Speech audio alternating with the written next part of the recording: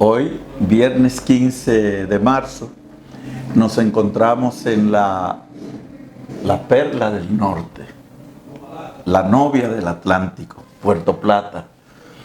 El profesor Silverio ha querido venir hasta Puerto Plata a entrevistar al profesor José Luis Marmolejos Padilla.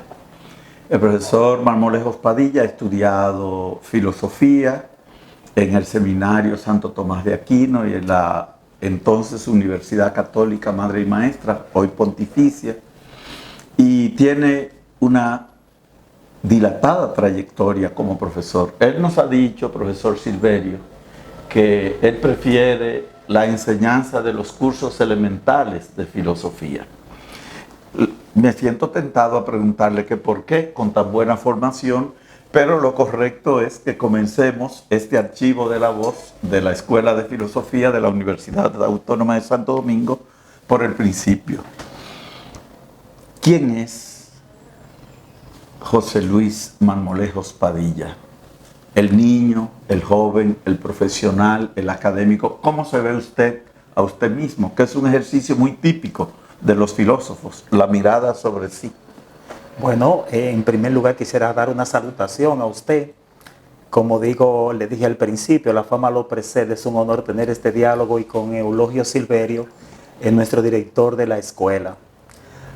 Bueno, José Luis Marmolejo, un ser situado en aquel momento en Puerto Plata, nacido, y mi vida se ha realizado en Puerto Plata la mayoría de los años. Soy de un barrio de aquí que le dicen Los Cocos. Hoy queremos que le digan el Ensanche Miramar. Aquí en Puerto Plata, un barrio de clase pobre. Ahí me crié. Mis padres fue José Marmolejos, sacristán de una iglesia. Mi madre, una ama de casa. Ahí me crié en el Ensanche Miramar, rodeado en la vida de la iglesia. Siendo mi papá sacristán, pues me tocaba ir a ayudar de monaguillo casi de manera compulsiva.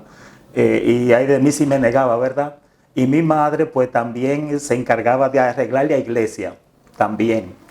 Ahí me crié rodeado de sacerdotes y recibiendo influencia también de manera directa del mundo de los sacerdotes y de la religiosa.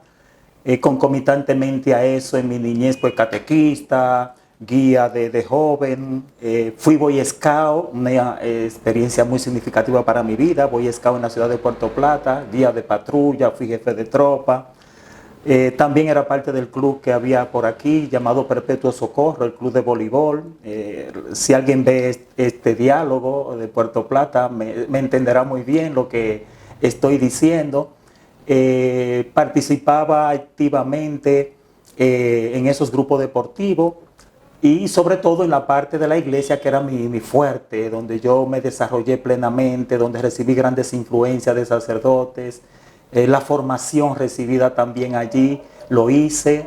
Estudié en la escuela Anteramota, en algunos grados del nivel primario, en un colegio desaparecido de aquí de Puerto Plata, el Hilda Basten.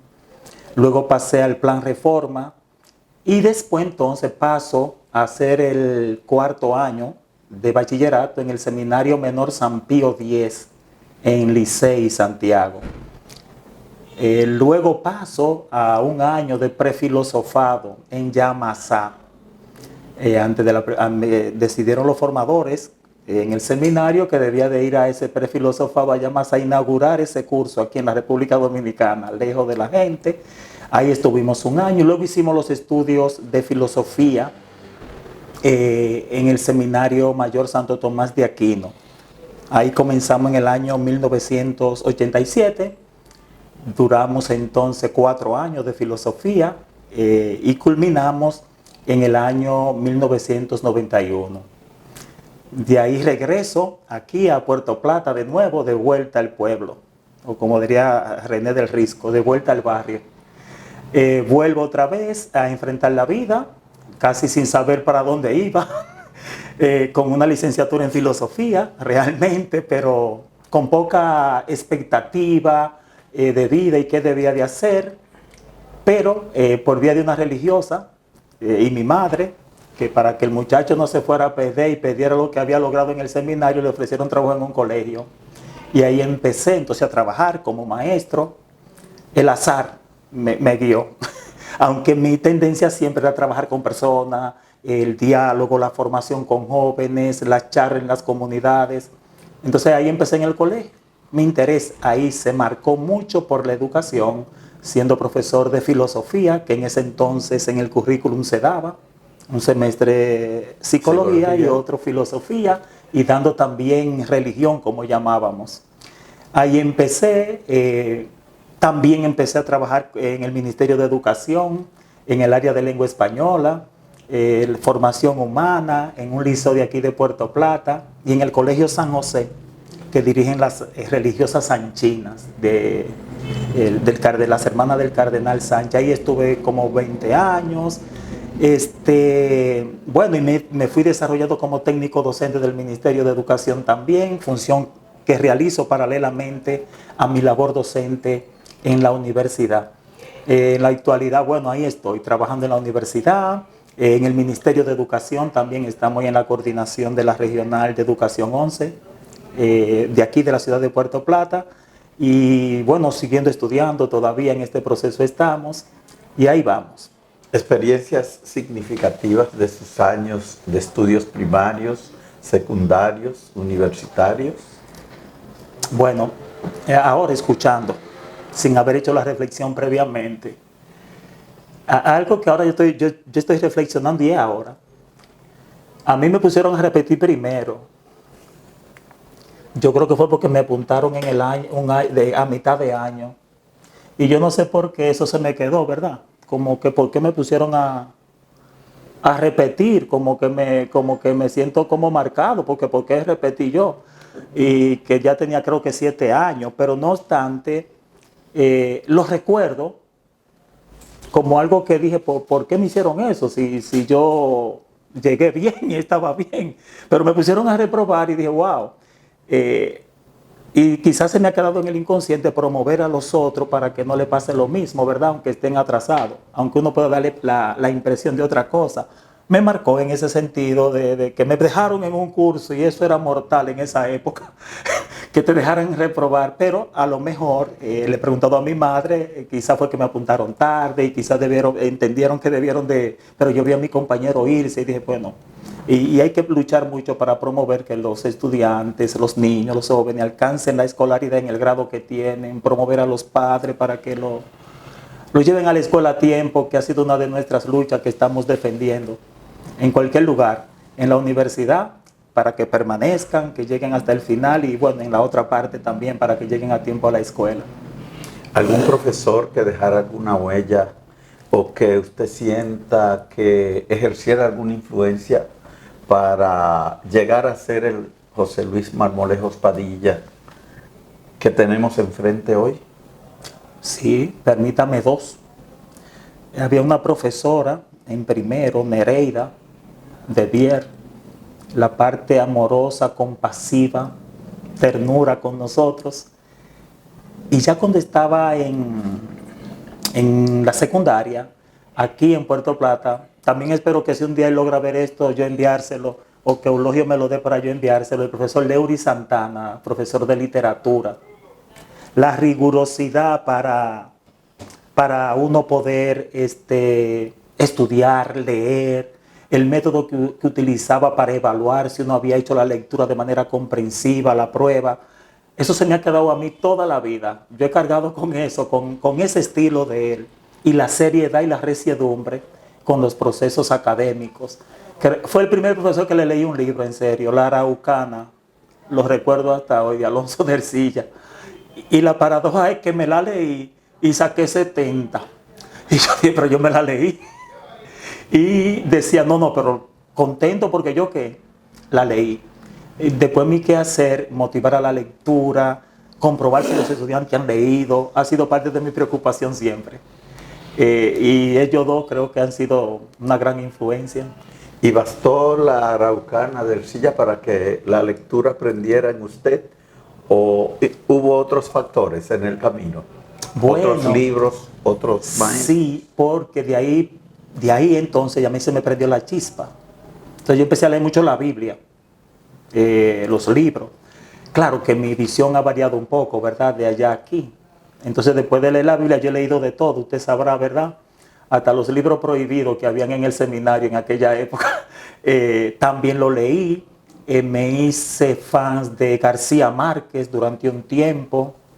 Por otro lado me fui a leer literatura erótica, Laurence, D.H. sí, sí, claro, con El amante secreto de Lady Chatterley. Y esa literatura propia de la juventud que me gustaba, literatura histórica, también me fui por ahí leyendo los clásicos también. Y nada, me fui forjando por ahí en esos tiempos que no tenía más intereses que no eran eso. Porque el tiempo en el seminario me permitía estar a tiempo completo en lectura, cosa que después que uno empieza a trabajar como que descuida por el afán del trabajo. Y ahora cuesta como sentarse y dura uno casi 3 meses o 4 dando lectura a cualquier libro que sea por placer, ¿verdad? Salvo los que sean funcionales que necesitamos de un pronto. ¿Algún autor, algún libro que usted recomendara a un joven que no tenga pasión por la lectura y que quisiera hacer hábito de leer? Bueno, en ese plano, como varían tanto los intereses hoy en día de los jóvenes y hay tantos autores ahora que ofertan la felicidad, la superación personal, yo diría que a los jóvenes de hoy hay que ofertarle, volver a la tradición otra vez. Yo pienso que hay que volver a la tradición y si es literatura dominicana, yo recomendaría que volviéramos otra vez a leer a Bosch en los cuentos para comenzar. Creo que sería interesante para cultivar en ello el amor a la lectura y la conciencia social, la transformación que hay que hacer y estar situado en el entorno donde vemos esa realidad de pobreza, de marginalidad, que a pesar de que ha pasado el tiempo se mantiene. Hay que empezar a leer así. Y a mi hija le digo, léelo. Ahí están, viendo la literatura de este tipo. Y recomiendo libros de Rulfo, de los cuentos también, de él. A mi hija le gustan, y yo sé que a otros jóvenes, los cuentos de Edgar Allan Poe.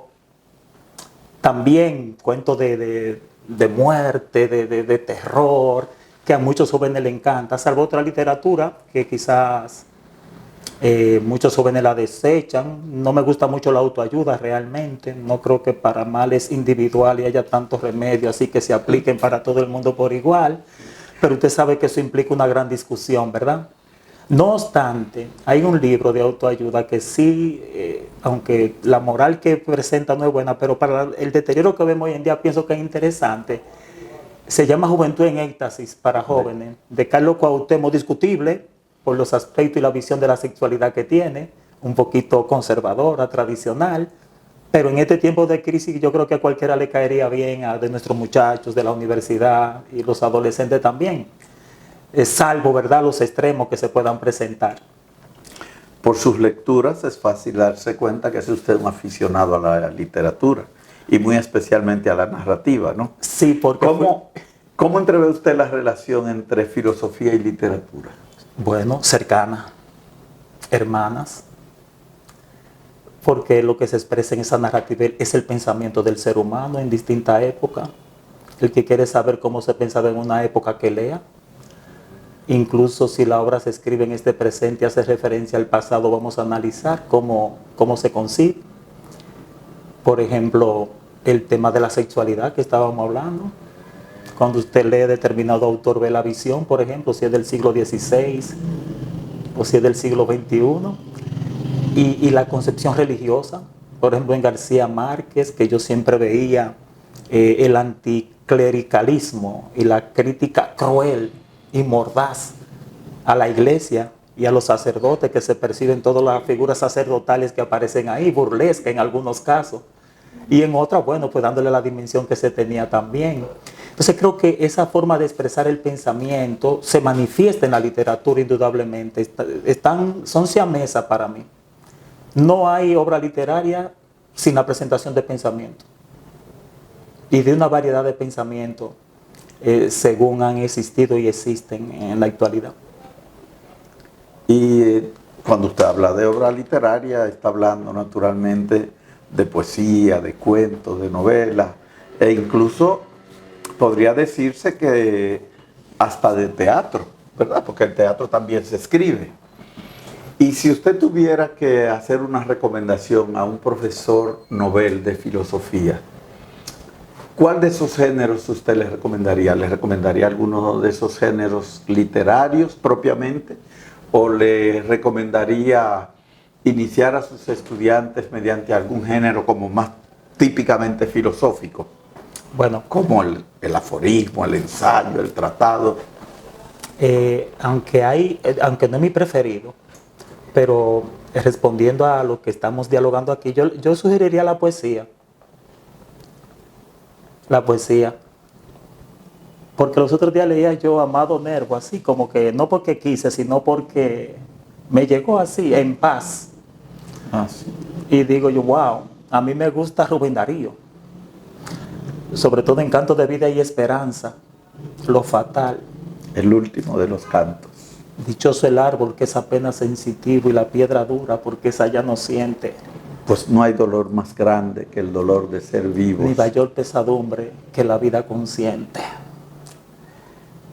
Pero Nervo entonces, cuando empieza en el ocaso de mi vida, yo te bendigo vida, porque nunca me diste desagravio ni vida fallida, y termina diciendo vida, nada me debes. Vida. Estamos en paz. La poesía habla mucho y pone a uno taladro y enfrenta a uno con la realidad dura. Ese tipo de poesía, claro está, que hay un marco de tradición, pero creo que la poesía podría vincularse muy bien a la filosofía. Aunque no vamos a ser como Platón, ¿verdad? Que tenía preferencia por la poesía y la filosofía y dejó todo por la filosofía. Pero realmente creo que sí. Y la narrativa, la novela y el cuento. Hay muchas obras que podemos encontrar sustanciosas. Digo, en mi experiencia lectora, ¿verdad? Porque hay demasiado en ese universo. Pero hay cosas que te marcan de contenido existencial, de contenido religioso, que pueden ayudar a la reflexión, a la comprensión y ese desentrañar la realidad que necesitamos, y que retórica se oye muy bien, pero que trabajarla ahí en la cotidianidad, con la realidad en que están nuestros muchachos, es una tarea dura, pero se puede. Los jóvenes de hoy leen más o menos, mejor o peor que los jóvenes de su generación, profesor José Luis. Bueno, ahora realmente los jóvenes, bueno, no, yo no quiero acusar a los jóvenes en sí mismos. Habría que ver el contexto en que están viviendo nuestros jóvenes y qué le estamos ofertando y qué le hemos dado realmente, pero se dificulta mucho hoy. En la clase de filosofía yo no me atrevo, lo confieso, a ponerle un libro extenso porque se retiran algunos. Motivar seriamente a la lectura, a veces le pones tú un texto que tiene 3 páginas, 4, y preguntar, socializar con ellos le cuesta, y hay que motivarlo, buscar estrategias diversas. Creo que hoy en día hay muchos desafíos. Los muchachos están un poquito desenfocados, no se les da el valor que tiene la lectura por lo mediático. Es más fácil pasar la pantalla con un dedito, imágenes, que enfrentarse al texto como tal y todo lo que éste demanda, su interpretación, la decodificación del texto como tal, la relación de ese texto con la realidad que ellos viven. Es una lucha que tenemos que asumir desde las aulas. Creo que desde ahí que tenemos que incentivarlo, porque la familia da el modelaje, claro está. Como ya existen teorías de que si ven a los padres en la casa, pues hay una posibilidad de que lo hagan. Pero están los intereses de ellos también y lo que se les está ofertando. Y desde el punto de vista de la mejor didáctica de la filosofía, ¿usted recomendaría lecturas o cátedras? ¿O matizar o vincular o alternar unas y otras? Bueno, cátedra no. Investigación, discusión, debate sí. Producción escrita sí.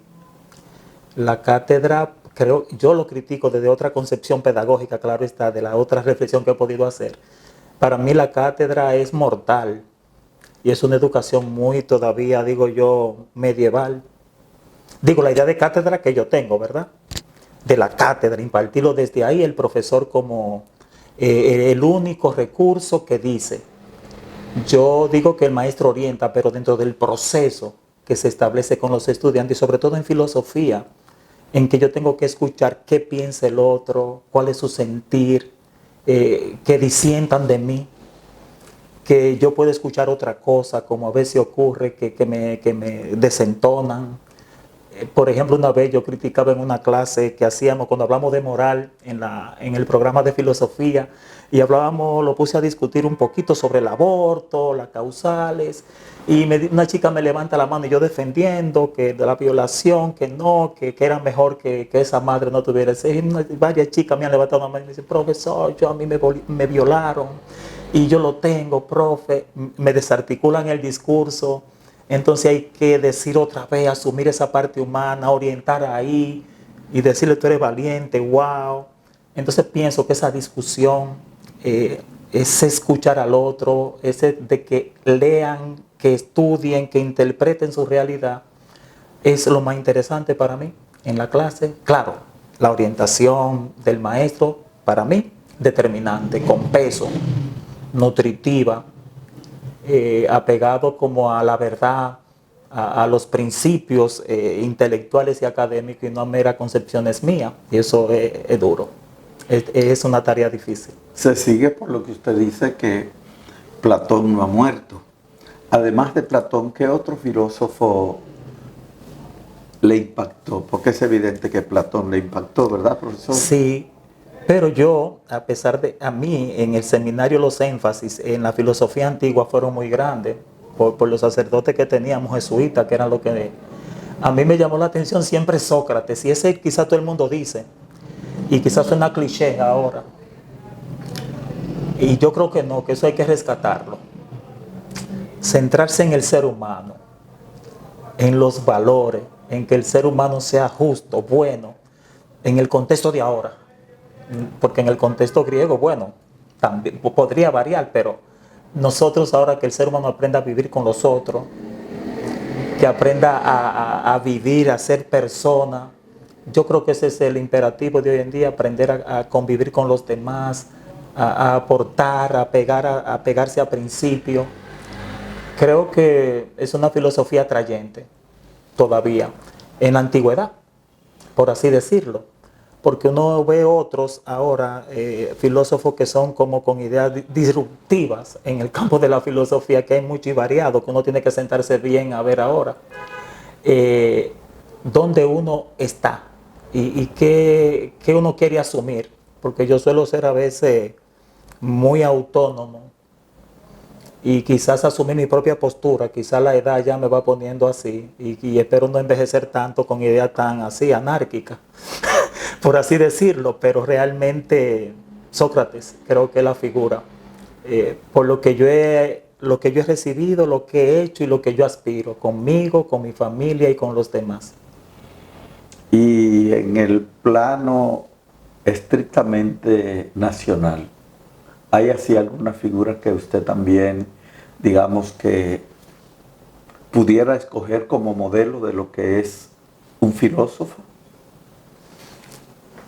Bueno, ahora mismo me pasa mucha gente por la mente realmente, pero yo no o sea, honestamente, quizá por ahora lo rápido, ¿verdad? Pero no me llega nadie ahora mismo de lo que yo tengo en mi mente. Ahora yo tengo una persona del mundo que viví en la iglesia, que es un ejemplo de una espiritualidad que a mí me llama la atención, me llamó y me marcó, que es el padre Monseñor Rafael Felipe Fello. Ah, Fello, padre Fello. El padre Fello. Fue decano del San Pío X, fue rector de San Pío X. Sí, luego fue en Barahona. Obispo de Barahona, ahora emérito. O sea, yo vi un estilo de vida ahí, una espiritualidad que a mí me motivó a vivir diferente también, con otros valores, otra concepción de la vida. Y si bien es cierto, no es un filósofo, si vamos a hablar de una producción, pero su estilo, sus ideas inspiran. y muchos que pasamos por ahí, lo recordamos como esa persona apegada a vivir la sencillez, a preocuparse por el otro, la promoción del otro, acompañar al otro en su proceso de crecimiento humano, espiritual. Siempre recuerdo la idea del fundamental que decía, un cristiano no se construye primero se construye el ser humano. Y sobre ese andamiaje se monta que el cristiano. Y para mí eso es pensamiento, eso es idea interesantísima en el campo de la psicología y de la religión. Ideas que yo llevo hasta hoy en día y que tomo en cuenta. Qué bueno. Mucha gente, por lo general, no ligada a la disciplina, tiende a pensar como que filosofía y religiosidad o sentido de lo trascendente se excluyen. ¿Usted cómo ve esa relación, profesor? No, es que eso negaría la misma naturaleza de la filosofía. Nosotros queremos desentrañar la realidad total, nosotros queremos la interpretación y transformación del mundo, y si hay una idea interesante que ha marcado al ser humano siempre ha sido la idea religiosa. Yo escuchaba hablar, cuando hablan, yo he entrado en una crisis últimamente interesante porque yo digo, wow, se pone serio cuando uno está más cerca de la muerte. La comprensión de lo que hay, de la vida, de la muerte, del más allá.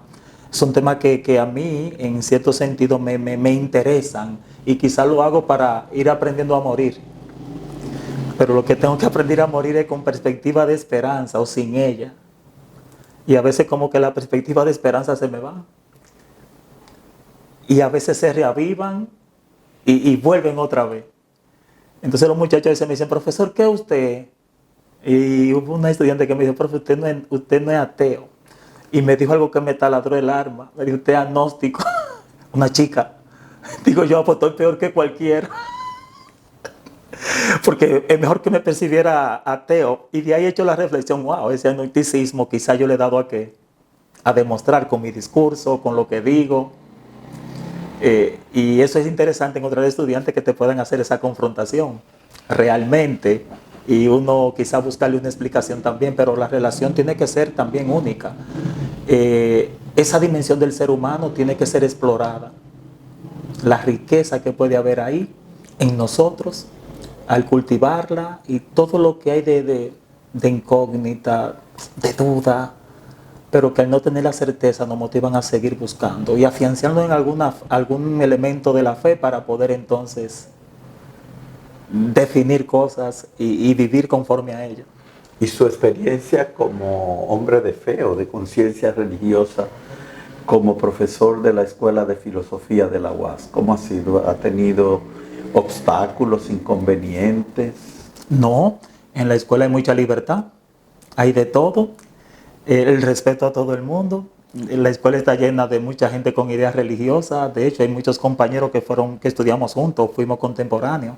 El caso de Martín Astacio, que creo que está en la escuela. Sí. Luis Camilo, que fuimos contemporáneos. Abraham, que estuvo en el seminario, y muchísimo más. Yo creo que ese respeto a la diversidad es lo que dice que es una verdadera escuela de filosofía. Si no fuera una secta, sería otro tipo de concepción. Tiene que haber esa pluralidad. Entonces, en esa pluralidad, eso enriquece todo lo que nosotros hacemos y dice muy bien de lo que nosotros estamos proponiendo. Desarrollar un pensamiento crítico de la realidad, el respeto a la diversidad de pensamiento, de creencias, de concepciones que todos tenemos y poder hacerlo juntos. Aunque a veces quizá el director de la escuela propone escenario para que salgan todas esas experiencias en su famosa 24 horas de filosofía, sin temor a nada, y cada quien desde su concepción pues expone sus ideas, vivencias y creencias que consideramos que son la que debemos de convencer a los demás de ella o ver otra que nos ayuden a nosotros también a cambiar. Bueno, yo creo que el ideólogo de estos encuentros, el profesor Eulogio Silverio, convendrá con nosotros que un diálogo con el profesor José Luis Marmolejos es como un diálogo en cascada, ¿verdad? Porque tiene ideas, argumentos, convicciones que lanza al aire a una velocidad pasmosa. Lo que quiere decir que es difícil en una conversación breve agotar todo lo que puede dar el profesor. De manera que, como de costumbre, le voy a mencionar 4 o 5 términos para que usted me diga qué le producen, qué expresión le incitan a decir, qué le traen a la mente o a la memoria antes de que el profesor Silverio cierre este encuentro formidable con usted. Guerra y paz. Tristeza. La condición humana. Vulnerable. La República Dominicana del porvenir. Esperanza. Compromiso. La Escuela de Filosofía de la Universidad Autónoma de Santo Domingo. Es un faro de luz en la universidad. Facultad de Humanidades de la misma universidad. Fundamento de valores y visión del ser humano que aspiramos y deseamos. Muchísimas gracias, profesor José Luis. Placer mío. El profesor Silverio tiene la palabra. Bueno, para la Escuela de Filosofía que represento y en mi propio nombre, queremos agradecerle al profesor José Luis Marmolejo Padilla, ¿verdad que sí? Por haber tomado su tiempo, por habernos acogido aquí en Puerto Plata, desde que lo llamamos estuvo a la disposición, igual que el profesor Giovannis. Gestionaron este espacio también, así rápidamente, de la nada lo sacaron y qué bien nos hemos sentido. Para nosotros, digo que es un orgullo, un honor tenerlo, pero para mí personalmente lo conozco desde que entró a José Luis, nos conocemos, nos hemos tratado y quizás por ser de Puerto Plata también nos hemos llevado también muy bien, o sea que me siento muy bien haber participado en la entrevista y la escuela tiene muchas esperanzas con el potencial que tiene el profesor y que da, tiene su fama en Santiago sobre todo, que es donde nos vemos los sábados. Su fama como profesor la va dejando nuestros estudiantes. Tengo una amiga que tú le diste clase y que siempre te menciona, siempre te menciona. Entonces también comprometerte para que las ideas que tiene, no importa en qué ámbito sea, si literatura, filosofía, donde te sientas más cómodo, nos colabore con la revista de la escuela, que es La Barca de Teseo, que es una revista que realmente busca también el sentido de la identidad.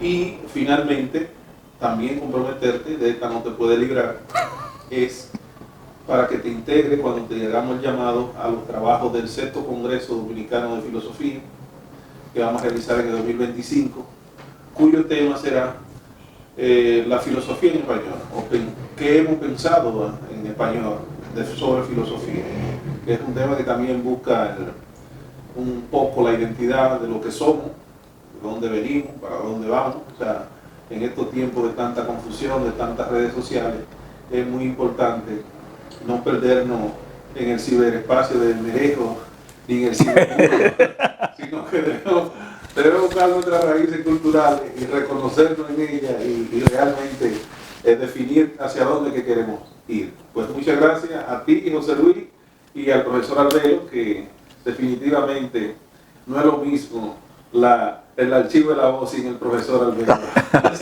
Pues muchas gracias. No, a ustedes realmente por este momento tan agradable, sustancioso y reflexivo y de introspección también para mí. Así que el maestro Albelo, un placer, estimado Eulogio, tú sabes, aprecio desde aquí. Gracias, gracias.